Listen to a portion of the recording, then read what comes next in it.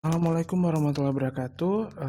Hari ini kita akan masuk ke pembahasan terkait dengan analisis tapak untuk mata kuliah analisis arsitektur lanskap ya.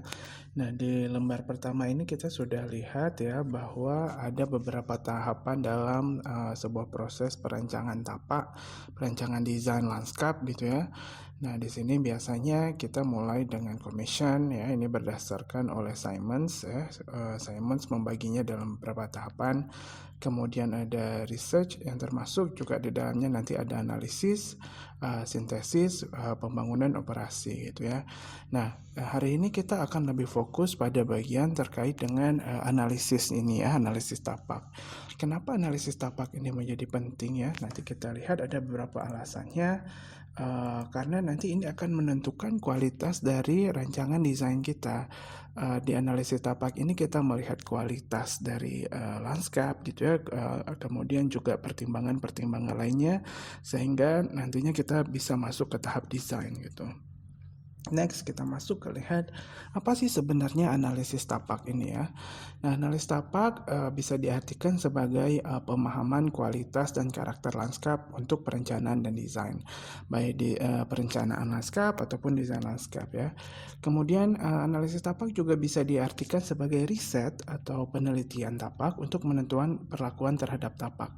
Jadi ada metode-metode ilmiah yang dilakukan di analisis ini sehingga apa yang kita desain itu dapat diterima secara logika gitu ya, dan juga misalnya dia menyelesaikan masalah-masalah. Makanya ini kita lihat di pengertian ketiga adalah penilaian potensi dan kendala tapak untuk pemecahan masalah di dalam tapak. Jadi fungsinya memang untuk apa sih masalah di dalam tapak dan bagaimana misalnya ya potensi-potensi yang ada tapak bisa ditingkatkan atau dioptimumkan gitu. Jadi ini kira-kira pengertian dari analisis tapak. Nah, bentuknya apa saja ya? Bentuknya kalau kita lihat sini bisa kita lakukan dengan analisis spasial. Nanti kita lihat contohnya. Kemudian ada analisis deskriptif dan juga bisa dilakukan dengan tabular. Pada misalnya firma-firma lanskap atau misalnya teman-teman arsitek-arsitek lanskap biasa mereka melakukan analisis tapak ini dengan berbagai macam cara gitu ya. Ini yang tiga adalah yang umum dan biasa dilakukan gitu ya. Tapi nanti juga banyak sebenarnya turunan-turunan dari ketiga ini terkait dengan metode analisisnya gitu. Nah, kita pertama akan melihat terkait dengan analisis spasial. Nah, analisis spasial ini sebenarnya basis logikanya sangat kuat ya. Jadi misalnya karena yang kita kerjakan adalah sebuah tapak, sebuah lahan, maka yang kita lakukan adalah bagaimana memberi penilaian terhadap lahan tersebut. Basisnya adalah memang peta ya, spasial ini ke ruangan ini gitu. Nah, ini kita lihat misalnya ada satu gambar di sini. Ini adalah logika misalnya kenapa kita memakai analisis secara spasial gitu ya. Apa saja yang biasa dianalisis secara spasial gitu ya. Ini kalau di contoh ini kita menggunakan GIS. GIS adalah tools yang sangat membantu kita untuk menganalisis karakter dari sebuah tapak gitu ya.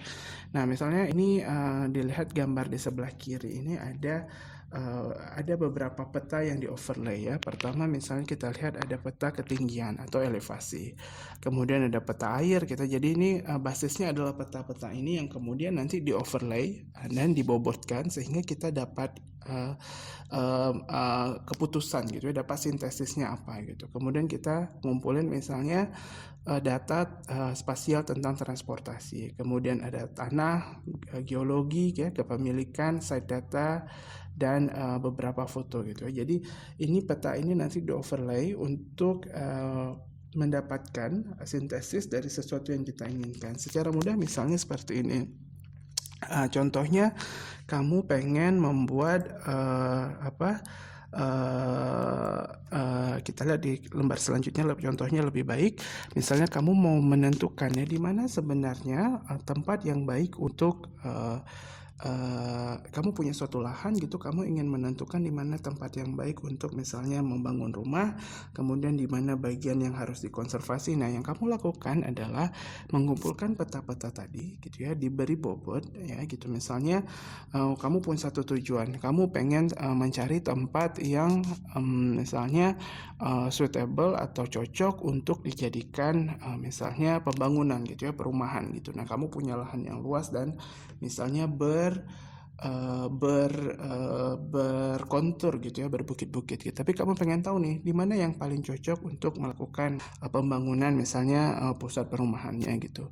Maka yang kamu lakukan adalah kamu mengumpulkan semua peta-peta yang diperlukan. Nah, misalnya ada hidrologi di sini, kemudian ada land cover ya, jenis tanah, slope gitu ya. Dan kamu memberi bobot di sini. Misalnya kamu yakin misalnya kalau perumahan itu baiknya misalnya di kawasan lebih datar misalnya, makanya jadi 0 sampai misalnya berapa yang masih bisa ditolerir gitu ya, sampai 10 derajat misalnya gitu. Jadi itu masih bisa ditolerir, itu artinya dia nanti suitable atau kecocokannya lebih tinggi. Sama juga misalnya kemudian untuk air gitu ya, oh dia punya ada sumber air di situ, berarti itu cocok juga gitu. Jadi data-data ini nanti diberikan bobot gitu ya, sehingga nanti ketika di overlay kamu dapat nih, oh di sini nih tempat yang paling bagus gitu ya, di sini tempat yang mencukupi paling tidak beberapa karakter yang sudah kamu tentukan di awal dengan bobot itu gitu. Sedangkan ada bagian yang tidak nilainya rendah gitu ya. Nilainya rendah ini apakah mungkin karena kalau dari perumahan tadi misalnya dia faktor utamanya dia terlalu curam, jadi dia nggak cocok gitu. Nah, nanti itu dari analisis ini itu seharusnya disintesisnya nanti yang daerah misalnya suitable untuk perumahan, jadi perumahan, tapi sisanya tuh diapain itu kamu bisa ambil keputusan sendiri juga. Oh misalnya karena dia curam dia harus dikonservasi, berarti bagian itu tuh harus dikonservasi, misalnya penanaman, atau misalnya ada bagian-bagian lain yang misalnya airnya penyerapannya tinggi, itu bisa untuk misalnya tempat taman dan sebagainya macamnya gitu ya. Jadi keputusannya tetap kamu yang ambil, pemberian bobotnya tetap kamu yang lakukan, dan GIS atau misalnya analisis spasial yang dilakukan lewat tools-tools ini hanya membantu kamu untuk memberikan penilaian yang objektif gitu ya terhadap parameter-parameter yang kamu berikan gitu ya. Nah, kemudian ini contohnya kalau kita lihat di sini yang harus dilakukan adalah pertama collect source layer. Kemudian kita lihat lagi ada create suitable beberapa ya kok di sini, misalnya kamu land cover, soil type, slope ya, distance from streams, distance from roads gitu. Nanti kita classify tadi yang kita bilang, dibobotkan, diklasifikasi yang mana yang cocok tidak cocok, kemudian ini di overlay. Ketika di overlay, nah kamu dapat nih di sini yang create soil available ini ternyata misalnya di daerah ini yang paling cocok, ini nggak cocok. Nah, yang dicocok ini nanti tetap kamu yang membuat keputusan, berarti ini jadi apa, yang nggak cocok dijadiin apa gitu ya. Jadi ini adalah tools untuk membuat keputusan yang paling baik, kira-kira seperti itu. Nah, kemudian ada beberapa hal lagi gitu ya, misalnya apalagi sih yang dilakukan gitu ya, yang perlu dilakukan secara deskriptif gitu, analisis ya. Ada beberapa hal misalnya, tapi memang membantu dengan penyajian dengan diagram, kemudian ya seri diagram gitu, itu akan sangat memudahkan kita untuk menganalisis secara spasial ya, secara keruangannya, karena memang tapak ini kita akan main di keruangan. Apalagi sebenarnya yang perlu dianalisis ketika kamu punya suatu tapak dan kamu ingin desain sesuatu. Nah, sekarang kita masuk ke beberapa poin tentang apa yang harus dianalisis gitu ya. Yang pertama yang harus dilihat adalah misalnya konteks dengan konteks tapak ya, konteks dengan tapak sekitarnya. Ini misalnya ya, konteks kawasan, tapak berada di kawasan apa nilai penting dari kawasan tersebut, apa tipe lanskapnya, pola lanskapnya bagaimana, karakter lanskapnya bagaimana, hubungan dengan kawasan sekitarnya bagaimana, apakah tapak bagian dari kawasan yang lebih luas apakah tapak berbatasan dengan apa gitu ya. Kemudian juga bangunan sekitarnya apakah memiliki nilai penting, memiliki gaya tertentu, pola-pola tertentu, juga apa sih konteks sejarah dari kawasan. Nah, isunya biasa kalau saya melihat di teman-teman arsitektur gitu ya, konteks kawasan ini kadang-kadang sering sekali dilupakan gitu ya. Jadi yang biasanya dilihat hanya misalnya kamu dapat satu peta lahan untuk dibangun gitu, kamu hanya fokus saja pada misalnya lahan tersebut sekota itu. Padahal bisa jadi ada hal-hal ya yang di luar tapak yang mempengaruhi tapak kamu gitu. Nanti apakah itu bagian dari sirkulasi, apakah dia bagian dari kawasan yang lebih luas gitu ya, apakah dia punya fungsi gitu. Karena di landscape, karena di arsitektur landscape sebenarnya piece of land itu dia adalah bagian lahan yang lebih luas gitu ya, termasuk misalnya sistem. Misalnya saja kamu buat misalnya kamu dapat satu tapak gitu ya, yang kamu bingung kenapa nih selalu misalnya tapak ini banjir selalu gitu ya misalnya, tetapi karena dia merupakan bagian dari kawasan yang lebih luas dan dia bagian yang paling rendahnya, makanya misalnya dia selalu menjadi area tambungan air, karena semua air ketika kamu lihat dengan skala yang lebih luas gitu, dia adalah daerah yang paling rendah, makanya semua air ke situ gitu. Atau misalnya konteks lainnya adalah konteks secara ekologi misalnya. Nah, ketika misalnya kamu punya ternyata misalnya lahan yang kamu dapat itu adalah lahan lintasan misalnya migrasi hewan tertentu gitu, bagian dari path atau misalnya jalur pergerakan hewan tertentu gitu. Nah, itu tapi karena kamu hanya melihat di tapak itu nggak kelihatan gitu. Itu yang hanya bisa dilihat ketika kamu zoom out lebih jauh dan melihat kawasan sekitarnya apa. Termasuk juga misalnya kalau di sini contohnya dia termasuk nggak sih misalnya bangunan yang ini ya di daerah yang apakah heritage gitu ya, terus termasuk melihat kiri kanannya apa gitu ya, dan itu menjadi penting melihat konteks ini. Tidak hanya sekedar kalau kalian selalu misalnya bilangnya sebelah kiri ini, sebelah kanan ini, sebelah utara ini, sebelah timur ini gitu ya, atau barat ini gitu, tapi nggak melihat misalnya tapak kalian sebagai konteks yang lebih luas dari kawasan sekitarnya gitu. Dan kadang-kadang ini jadi isu kalau kita nggak bisa melihat ini. Makanya analisis konteks kawasan ini penting, sehingga satu misalnya kita dapat sense dia tuh apa secara sistem yang lebih luas, kemudian juga untuk membantu kita membuat keputusan-keputusan yang benar ketika mendesain gitu ya. Nah, kemudian ini kita lihat contohnya. Nah, ini contoh yang tadi kita lihat misalnya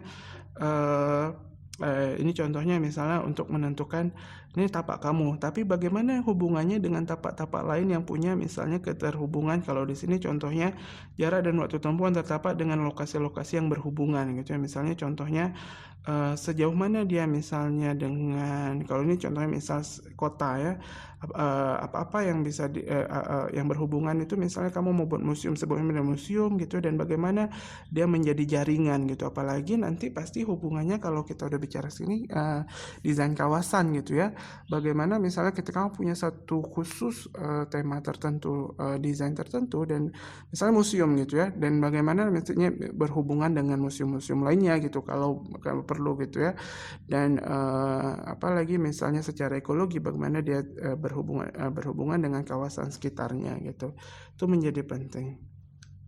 Nah, kemudian kalau ini kita lihat contoh lagi, dia di lingkungan misalnya ini neighborhood yang seperti apa desainnya gitu ya, jadinya yang cocok untuk neighborhood tersebut gitu. Jadi yang ini tentang sejarah, misalnya ternyata kamu berada di lokasi misalnya punya nilai sejarahnya gitu ya, konteks kawasan, dan apa desain yang kamu lakukan supaya konteks itu tetap terjaga. Dan ini juga termasuk nanti juga melihat peraturan kawasan gitu ya. Nanti kita masuk ngomongin peraturan, ada RDTR, ada RDTR gitu ya, ada peraturan-peraturan yang mengikat sebenarnya, dan itu harus kita tahu sebelum mendesain gitu, dan melihat dia sebagai konteks kawasan, tidak hanya sebagai sebuah tapak gitu.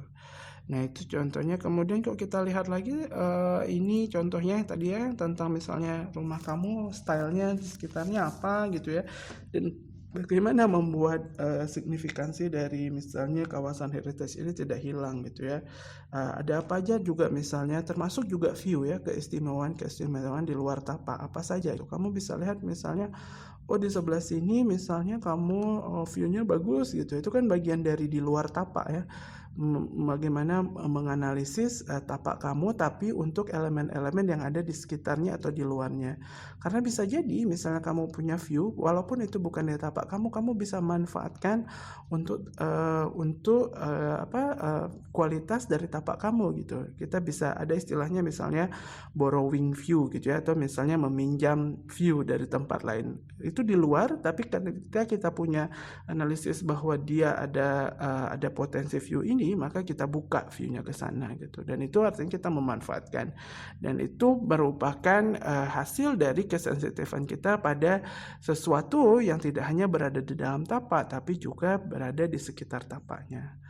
Ya, makanya juga termasuk misalnya tentang ini tentang sirkulasi ya. Jadi di mana sih pintu masuk utamanya gitu. Misal kalian mau buat menentukan pintu masuk utamanya.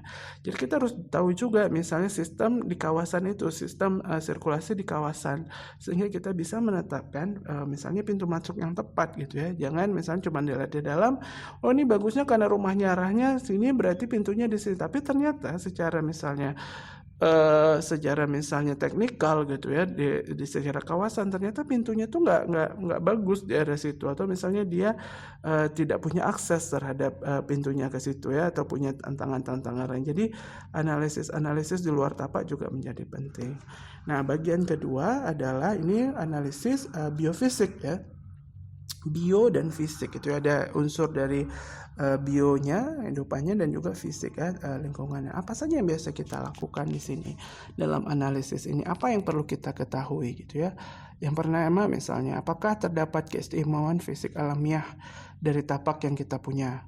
Kemudian bagaimana konturnya? Kemudian titik-titik tertingginya di mana? Titik-titik terendahnya di mana? Itu. Apakah ada elemen lanskap yang berpotensi gitu. Terus di biofisik ini kita juga lihat gimana sih sebenarnya drainase alami, apakah ada genangan gitu ya. Nah, yang tadi yang kontur itu pastinya wajib ketika mau desain, mau melakukan analisis, kita punya peta dasar. Peta dasar ini bisa jadi misalnya peta yang sudah ada informasi ketinggian konturnya gitu ya, ada informasi konturnya gitu, elevasi ketinggiannya gitu ya, termasuk nanti drainase alami apakah ada genangan, ini juga bisa dilihat dari peta ketinggian itu. Artinya kita bisa tahu, kita bisa prediksi kemana sih sebenarnya airnya akan mengalir ketika kita punya suatu bentukan lahan atau landform yang sudah digambarkan lewat garis-garis kontur tadi gitu ya. Kemudian ada nggak sih fitur-fitur menarik pada tapak, apakah itu buatan, apakah misalnya kamu dapat tapak misalnya mau di sebuah resort, tapi misalnya kamu tahu di situ misal oh ini ada hutan yang masih bagus di dekatnya gitu ya, atau misalnya ada elemen-elemen misalnya yang luar biasa secara lanskap, ada stream misalnya, ada aliran air yang menarik, kemudian ada bebatuan gitu ya, batuan-batuan yang menarik. Nah, ini bisa dianalisis gitu, dan nanti akhirnya bisa dimanfaatkan, bisa menjadi potensi atau malah bisa jadi tantangan gitu. Jadi itu yang dianalisis. Kemudian apakah ada keistimewaan vegetasi pada tapak ya, tanaman khas punya peran penting dalam ekosistem. Terkait vegetasi ini kadang-kadang dalam misalnya ketika survei atau misalnya kita melakukan identifikasi gitu ya, kita melakukan inventarisasi lahan, seringkali misalnya pohon ini tidak tersurvei dengan baik gitu ya, karena misalnya terutama untuk kita yang biasa bekerja dengan bangunan gitu. Jadi ketika survei awal pohonnya pasti lupa di identifikasi, lupa diinventarisasi. Jadi seolah-olah pohon itu nggak ada, walaupun dia udah gede sekali gitu lah, jarang sekali yang punya. Kok saya lihat dari pengalaman pekerjaan lanskap DAD gitu ya, yang benar-benar menitikkan dengan tepat di mana misalnya titik pohon gitu ya. Nggak usah lah yang khas gitu, apapun pohonnya yang misalnya yang sudah di atas misalnya 5 tahun, yang sudah udah mature atau udah dewasa tuh jarang juga dipetakan gitu ya, dan dengan tepat terutama. Padahal pohon-pohon ini nanti itu juga sangat berpengaruh gitu. Banyak proyek-proyek yang akhirnya harus menebang pohon karena ketika digambar nggak ada pohon, pas di lapangan misalkan ada pohon dan udah kepalang misalnya dikerjakan sehingga pohonnya yang dikorbanin. Padahal untuk misalnya menunggu pohon besar itu butuh waktu gitu ya, lama sekali gitu ya. Jarang sekali jadi saya sangat menghargai misalnya teman-teman yang memang ini ya mendesain dengan alam gitu. Jadi misalnya memanfaatkan misalnya ada pohon, oke, berarti apa nih yang bisa dilakukan, bukan malah sebaliknya gitu, pohonnya dipikirin di akhir, udah jadi ternyata kena nih pohonnya, kita tebang aja gitu. Nggak seperti itu, tapi pohon ini dipertimbangkan sejak awal karena apa? Karena dia juga punya kualitas yang dapat membantu bagaimana desain lanskap kita menjadi lebih baik, apakah itu dari ameliorisasi iklim ya, dia bisa memberi suasana juga bisa gitu ya. Jadi dia memberikan banyak manfaat, tapi kadang-kadang dia sering sekali dilupakan gitu. Kemudian yang paling penting juga melihat apakah misalnya ya punya sistem apa sih adakah sistem ekosistem yang berjalan di tapak kita sehingga misalnya gangguan yang kita lakukan dalam membangun itu sebisa mungkin tidak mengganggu, tapi malahan mungkin lebih mempromot ya, lebih enhance misalnya sistem ekologinya di sekitar situ gitu. Misalnya kayak kita bilang tadi, apakah ternyata di situ sebelumnya memang tempat misalnya banyak pohon yang bagus gitu, tempat tinggal misalnya burung-burung dan sebagainya macamnya gitu ya, dan itu tidak kita malah hilangkan, tapi bagaimana itu bisa di-enhance misalnya seperti itu gitu ya. Termasuk juga tanaman-tanaman yang menarik, punya bentuk daya tarik tertentu ya. Kemudian yang dilihat lainnya selain vegetasi dan sistem ekologis adalah ini bagian dari iklim ya, jadi suhu, kelembaban, curah hujan, lintasan matahari, arah angin ya, keasaman tanah, salinitas gitu ya. Jadi yang berhubungan dengan iklim ya, ini tadi salinitas enggak, tapi misalnya kayak curah hujan, kelembaban, lintasan matahari, arah angin gitu ya. Ini juga jadi penting. Nah, teman-teman sudah tahu pastinya banyak teori tentang ini gitu ya. Gimana misalnya mengatur orientasi rumah supaya misalnya kita dapat sinar matahari yang optimum gitu ya. Bagaimana mengatur misalnya komposisi massa bangunan dan misalnya ruang luar sehingga misalnya angin bisa diarahkan ke dalam rumah gitu ya, dan bisa jadi ventilasi silang gitu, jadi kita bisa menghemat energi gitu ya. Dan alasan-alasan ini penting itu tadi untuk mengakomodasi kepentingan misalnya efisiensi energi dan kenyamanan bagi pemilik rumah atau misalnya yang mendiami rumah gitu ya. Jadi bagaimana membuat atau bukan hanya rumah, kawasan ini gitu ya, tempat yang kita bangun ini gitu. Jadi misalnya kamu pastikan matahari bisa masuk, panasnya tidak masuk, tapi misal cahayanya masuk. Hal-hal seperti itu yang kamu bisa hanya lakukan ketika kamu punya analisis terkait ini ya, biofisik, suhu, aliran angin, arah angin, lintasan matahari ini gitu. Nah, yang juga penting sekarang apalagi dengan konteks kita di Aceh adalah potensi-potensi bencana pada tapak itu harus benar-benar dipertimbangkan gitu ya, bahkan sedari memilih tapak untuk melakukan sesuatu gitu. Jadi kita punya banyak peta kebencanaan, risiko bencana, misalnya ada tanah longsor, misalnya ada patahan gitu ya. Jadi sesederhana misalnya sebelum kamu misalnya kalau bangunannya misalnya rumah gitu ya. Nah, kamu kalau beli tanah untuk rumah kan pasti melihat ya misalnya pasti tanahnya strategis enggak. Tapi sekarang yang paling penting lagi adalah untuk melihat bahwa dia sebenarnya aman dari bencana gitu. Nah, kita punya peta misalnya peta risiko tsunami gitu ya. Kalau di Aceh misalnya, pastikan kamu selalu beli misalnya kalau kamu punya rezeki, punya uang itu beli yang malah di tempat-tempat yang green zone gitu ya, yang aman, jangan yang di red zone atau di pesisir gitu. Karena walaupun tidak bisa diprediksi, tapi resikonya ada gitu. Dan resiko itu kan artinya ada kemungkinan loss gitu ya. Dan kalau misalnya memang bisa, belilah misalnya di tempat yang memang green zone gitu ya, yang aman misalnya dari bahaya tsunami, termasuk juga bencana-bencana lainnya. Karena misalnya sebelum beli menentukan lokasi, kita lihat dulu peta awalnya, peta patahan gitu ya. Apakah tempat kita memang ada risiko patahan? Karena ini nanti sangat berpengaruh pada misalnya struktur bangunan kita gitu ya, apakah gimana dia harus dilakukan gitu, atau malah lebih awal dari pada menentukan lokasi mana yang mau kita bangun, tapak mana yang kita pilih untuk tujuan yang ingin kita bangun gitu ya. Kemudian juga misalnya kalau sekarang misalnya ada isu likuifaksi gitu ya.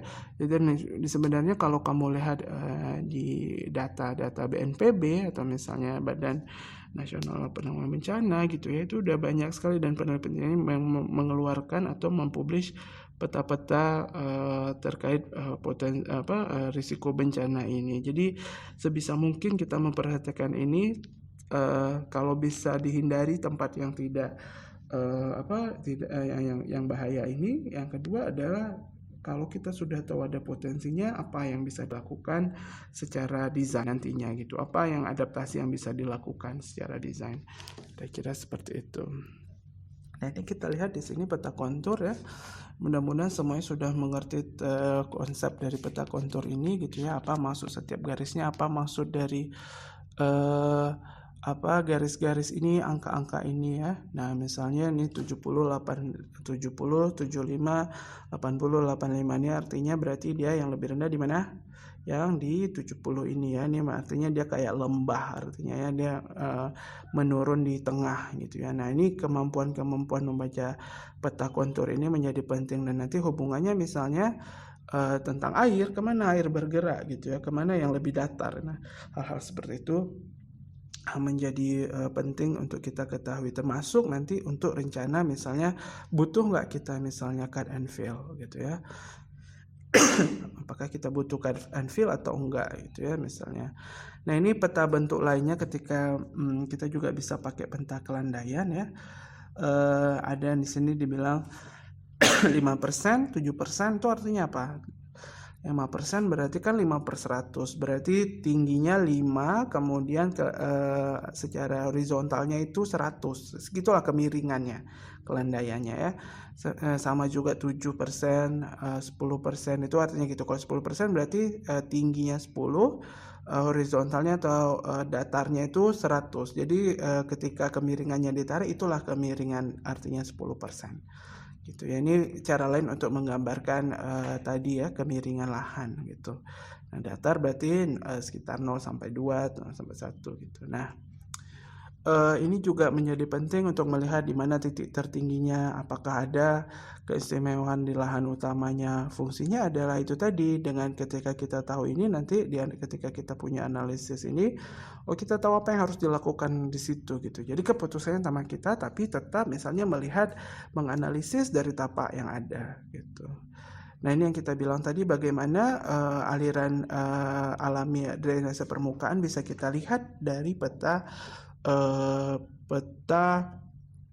kontur ya. Jadi kita lihat kalau di sini lebih rendah berarti arahnya ke sini, dan ini nanti bisa dimanfaatkan ketika merencanakan misalnya drainase. Jadi kita tahu kemana air terkumpul, sehingga kita nggak meletakkan di tempat yang salah gitu ya. Misalnya ternyata airnya jatuh ke sini, tapi kamu buatnya misalnya arahnya bukan ya tegak lurus gitu ya. Jadi dia nggak dia bukan tegak lurus, dia malah mengikuti itu, dan akhirnya airnya nggak terkumpul di situ. Jadi hal-hal seperti ini perlu dianalisis sehingga dalam desain kita melakukannya dengan benar gitu ya. Nah, misalnya ini vegetasi tadi. Nah, vegetasi ini juga berpengaruh apa? Misalnya tadi pada suhu iklim ya. Jadi kita lihat di sini ketika kita punya gambaran vegetasi yang jelas, kita tahu misalnya sepanjang hari kemana sih arah teduhan itu tercapai gitu ya. Kalau siang kemana, dan ini sangat membantu dalam kita menentukan atau membentuk ruang gitu ya, ruang luar terutama gitu. Oke, berarti kalau sore tuh di sini tuh teduh gitu ya, sehingga ini bagus misalnya apakah jadi tempat aktivitas.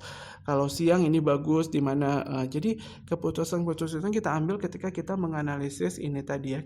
Ini kan masih vegetasi secara klam atau kelompok gitu ya, kita melihat polanya sehingga kita bisa tahu misalnya ini contohnya di mana area yang teduh dan tidak teduh, yang sepanjang waktu perubahannya kita bisa lihat sehingga kita bisa menentukan desain ruang yang kita inginkan, atau misalnya fungsi ruang dari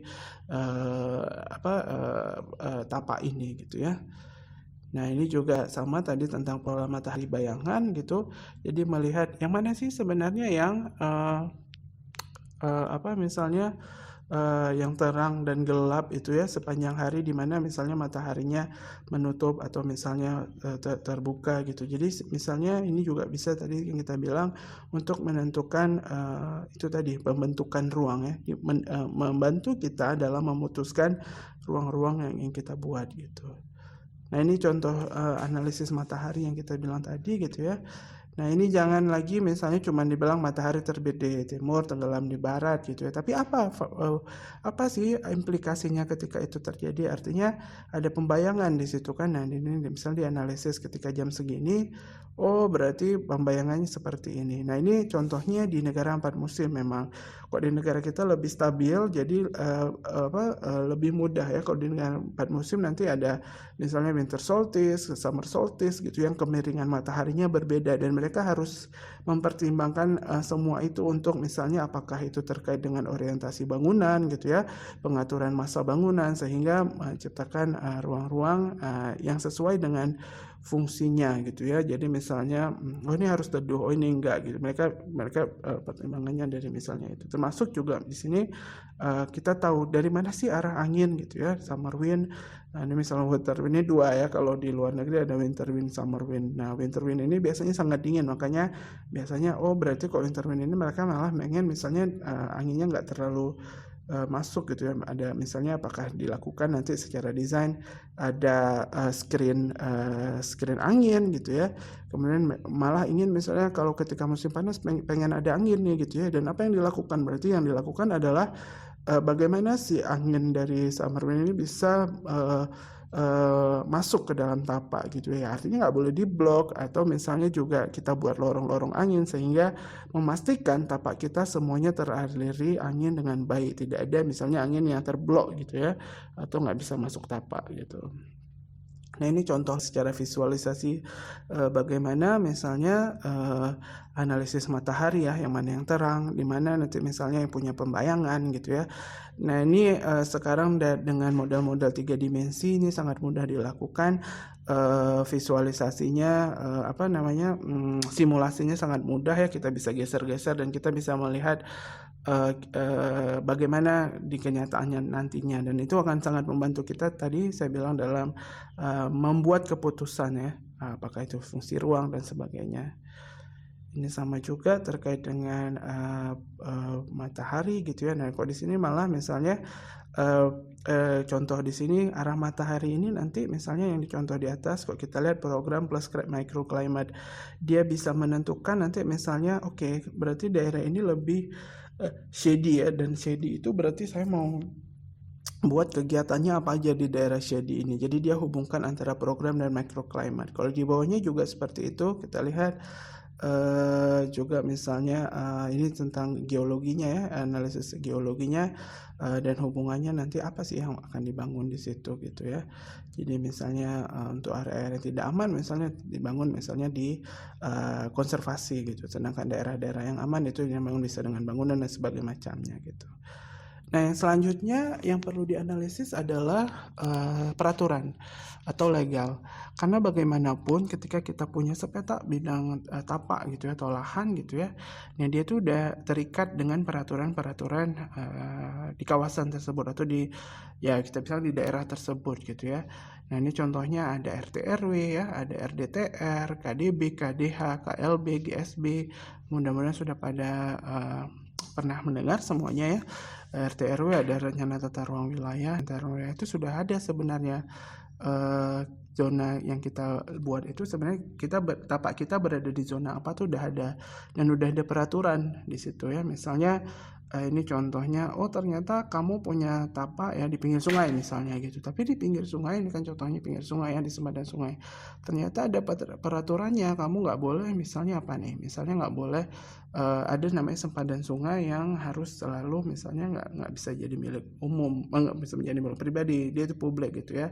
Kemudian KDB-nya bagaimana, KDH-nya bagaimana gitu ya. Itu semua ada peraturan. Kita nggak bisa sembarangan juga di situ. Atau misalnya kamu pengen bangun, ternyata kamu punya lahan, tapi di RT RW dia di situ di lahan kamu itu ternyata masih fungsinya sebagai zona misalnya ya. Ini yang masih sering terjadi juga kalau saya lihat adalah misalnya zona produksi ya, atau misalnya agro lah gitu ya, agriculture atau pertanian gitu. Sebenarnya itu kalau di RT RW dia pertanian, berarti dia harus di pertanian gitu ya, nggak bisa misalnya dia diubah menjadi misalnya area terbangun gitu, karena itu udah ada peraturannya gitu. Tapi walaupun demikian, sekarang malah ada juga pola yang misalnya oke udah jadi perumahan, ya udah ini kita ubah aja RT RW. Tapi secara legal, secara peraturan sebenarnya kita harus ngikutin nih arahan dari zonasi yang sudah dicantumkan pada RT RW ini gitu. Kita nggak bisa ngelanggar gitu, karena juga dia terikat dengan sanksi dan peraturan, bisa sembarangan gitu. Nah, kok kita lihat lagi misalnya ini contoh-contohnya sempadan ya, tapi misalnya sederhana ini ya, kita lihat selanjutnya. Contoh misalnya ini RT RW Kota Banda Aceh 2009, ini sebelum revisi ya. Dan kita lihat nih ada misalnya fungsi ada ruang terbuka hijau, kemudian kawasan perumahan, kawasan pariwisata gitu ya. Nah, dipastikan nanti peraturan-peraturan, dan setiap kawasan ini ada peraturannya gitu ya. Jadi pastikan kita ngikutin itu gitu. Misalnya boleh nggak sih kamu punya tanah yang sekarang memang di area ruang terbuka hijau gitu ya, terus kamu pengen kamu pengen buat rumah di situ ya, seharusnya nggak bisa ya, karena nanti itu seharusnya nantinya bisa terhambat di pas pengurusan IMB. Nanti dia cek ini tanah kamu di sana, oh ini Pak misalnya dia bilang ini lahan buat ruang terbuka hijau, atau ini lahan untuk sebenarnya untuk tadi ya produksi pertanian gitu. Sebenarnya nggak bisa dibuat di sini. Jadi kesandungnya nanti di sana biasanya gitu. Jadi kita ikuti peraturan-peraturan tersebut gitu ya.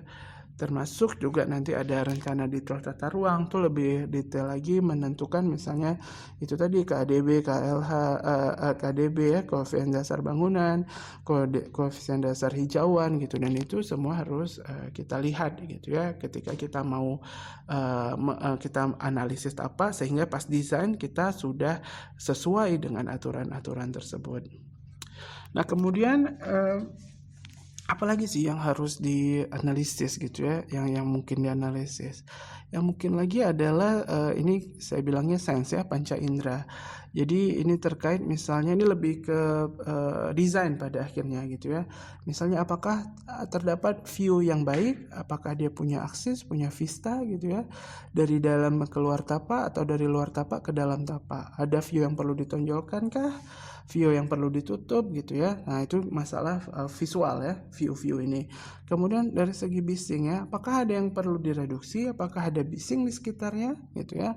Kemudian secara bau-bauan, asap, bahan yang menimbulkan pencemaran lainnya itu harus dianalisis, sehingga nanti ketika desain, ketika dia punya masalah kita bisa menyelesaikannya, atau paling enggak kita bisa melakukan usaha-usaha untuk mengurangi resikonya gitu ya. Kemudian juga untuk meningkatkan potensinya, terutama kayak kita bilang tadi misalnya di sekitarnya ada view yang bagus, ada vista itu adalah view yang terbingkai. Jadi misalnya itu berarti harus, kalau ketika ada vista berarti itu adalah potensi yang bisa diangkat ketika ada desain gitu ya.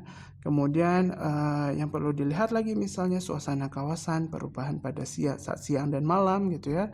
Dan ini menjadi menarik karena sekarang kadang-kadang kita kalau misalnya di studio juga tuh cuma mikirin siangnya gitu. Jadi gambar-gambarnya juga, gambar visualisasi ketika siang, sedangkan setengah malam itu kayak lupa ya, padahal malam juga adalah waktu yang biasanya tapak digunakan misalnya gitu ya, ada tapak-tapak yang digunakan pada malam hari, dan bagaimana kita melihat perubahan ini gitu. Kemudian juga apakah suasana terasa nyaman, aman gitu ya, ini terkait dengan nanti. Terus kalau seperti itu apa yang harus dilakukan secara desain gitu ya. Jadi ini terkait juga dengan kemampuan dalam melihat potensi fisik tapi yang dapat dirasakan, disense ya, panca indera oleh manusia sehingga kita buat perencanaannya memanfaatkan kualitas tapak sehingga perencanaannya baik gitu ya. Nah, ini contohnya misalnya kita lihat untuk view, kita lihat view dari luar ke dalam keluar gitu ya. Kalau luar ke dalam misalnya view mana ketika orang lewat di depan rumah kita, sudut mana yang bagus gitu ya, yang mana yang baik gitu. Apakah itu berhubungan dengan orientasi, arah akses atau sirkulasi yang akan kita drive atau kita tarik dari analisis view ini gitu ya. Kalau dari dalam keluar misalnya, nah ini termasuk misal di mana bukaan jendela yang mau saya buat misalnya gitu ya untuk bangunan. Apakah jendela itu misalnya kamu tahu, kamu spot ketika kamu berdiri gitu ya, kamu lihat oh di sini ke arah sini baik, arah sini baik, di sini buruk gitu ya. Termasuk berarti yang baik, oke, misal kamu bangunan, oke, berarti di sini nih yang harus ada misalnya sesederhana jendela atau bukaan gitu. Misalnya yang jelek berarti oke, ini harus di screen atau sebagai macamnya gitu. Jadi keputusan untuk visual kira-kira contohnya seperti itu. Nah, ini ada satu contoh analisis ya yang menggunakan sense tadi gitu ya. Ini sebenarnya desain jalan atau misalnya pedestrian di sekitar kebun raya ya. Ini skalanya lebih besar lagi. Tapi yang menarik adalah dia melihat secara analisis ya, ketika dia putar dia berjalan sepanjang tepian dari kebun raya ini, dan ini contoh.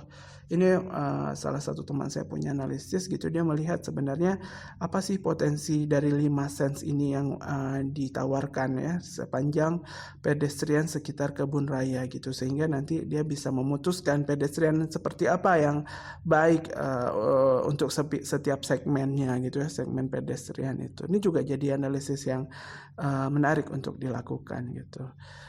Nah, kemudian juga termasuk kebisingan, di mana sumber bisingnya, apakah itu masih bisa ditolerir gitu ya, apakah memang butuh intervensi, apa yang harus dilakukan dengan kebisingan ini. Yang terakhir, bagian terakhir adalah yang perlu ditanyakan selalu juga dianalisis adalah kepentingan dari pengguna ya.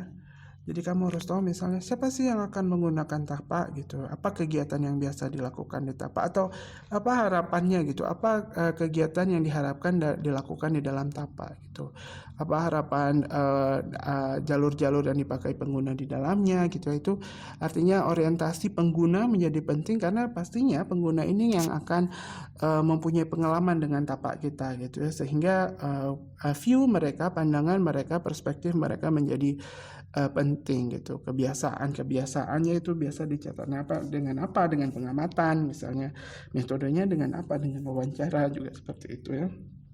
Makanya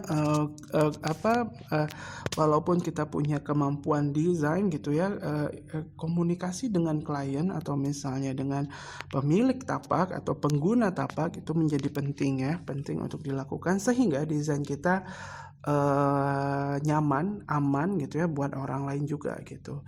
Artinya seperti ini, kita juga harus bisa melihat batasan-batasan ego arsitek kita gitu ya. Oke gitu ya, tapi kita lihat persepsi mereka, karena pada akhirnya mereka yang akan menggunakan tapak kita. Jadi penting melihat sudut pandang mereka gitu, dan kita bisa mengakomodasinya untuk membuat misalnya desain yang lebih baik untuk itu gitu ya. Nah, ini ada beberapa contoh di analisis tapak ya, spasial ya, tapi ini deskripsi ya. Jadi ketika kamu lihat di sini contohnya ada 2 peta, di sini ada peta yang fisik, ada kita lihat garis kontur, kemudian jalan gitu ya. Nah, biasanya ini juga dilakukan sama beberapa arsitek, itu langsung dicatat nih apa masalahnya di situ, isunya apa. Ini bagian dari contoh salah satu jenis analisis ya, analisis deskripsi gitu. Ini juga dia lakukannya dengan diagramatik gitu, dia melihat ini pasti ada arah angin ya, kemudian juga view, ini contoh mengenai view. Jadi analisis ini secara teknikal kamu bisa lakukan dengan diagram atau misalnya langsung dibuat di atas misalnya base map gitu ya, untuk menentukan kayak tadi kita lihat potensi, masalah, kemudian ide yang muncul gitu ya. Atau bisa juga tadi contohnya seperti pembuatan keputusan dengan menggunakan data-data spasial. Jadi banyak sekali caranya yang bisa dilakukan untuk analisis ini, tapi fungsi utamanya adalah untuk memastikan desain yang kita buat itu baik gitu ya, benar dan ilmiah gitu. Jadi alasan-alasannya ada, dan untuk tadi mengetahui potensi dan masalah, mengetahui kualitas dari tapak, dan juga untuk meningkatkan ya dari kualitas dari tapak tersebut itu lewat desain yang akan kita buat setelah proses analisis. Saya kira demikian materi terkait dengan analisis tapak ini. Assalamualaikum warahmatullahi wabarakatuh.